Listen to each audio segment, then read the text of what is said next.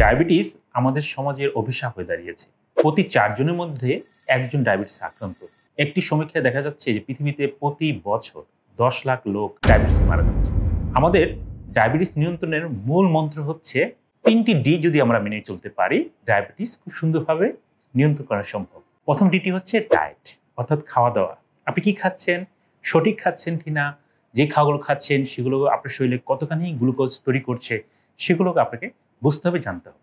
দ্বিতীয়ত হচ্ছে ড্রাগস বা মেডিসিন। সেটা বায়োলজিক্যাল, ন্যাচারাল, রিজেনারেটিভ মেডিসিন হতে পারে, আবার কিছু কেমিক্যাল অথবা অ্যালোপ্যাথিক মেডিসিনও হতে পারে। আর লাস্ট যেটি, সেটি হচ্ছে ডিসিপ্লিন। ডিসিপ্লিন আপনি কিভাবে মানছেন, কতখানি মানছেন তার উপর নির্ভর করছে আপনার ডায়াবেটিস কিরকম থাকবে। অর্থাৎ আপনি সকালে খাওয়াটা কখন খাচ্ছেন, দুপুরের খাওয়াটা নিয়ম মতো খাচ্ছেন কিনা, সন্ধ্যার খাওয়াটা 7:30 থেকে 8টার মধ্যে শেষ করছেন কিনা, লেট নাইট কোনো খাওয়া দাওয়া করা যাবে না। এটি ডিসিপ্লিন।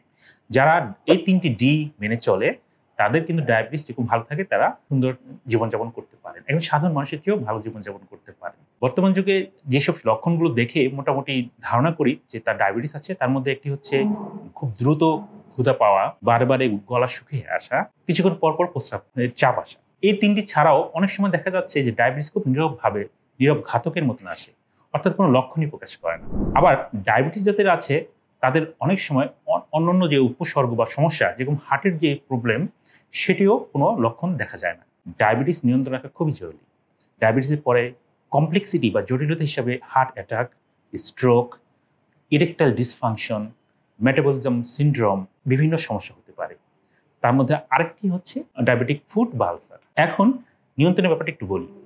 সেটি হচ্ছে আমরা যে রিজেনারেটিভ চিকিৎসা দিয়ে থাকি, সেখানে কিন্তু আমরা লাইফস্টাইল মডিফিকেশন, জীবনযাপন প্রণালীটাকে চেঞ্জ করার জন্য জোর দিয়ে থাকি। পাশাপাশি খাওয়া দাওয়ার একটি সুন্দর সুষম ব্যালেন্স করে দিই। সেই সাথে আমরা রিজেনারেটিভ কিছু চিকিৎসা মাধ্যমে এবং থেরাপির মাধ্যমে ডায়াবেটিসটাকে নিয়ন্ত্রণে আনার চেষ্টা করি, যা সম্পূর্ণ পার্শ্ব প্রতিক্রিয়া মুক্ত।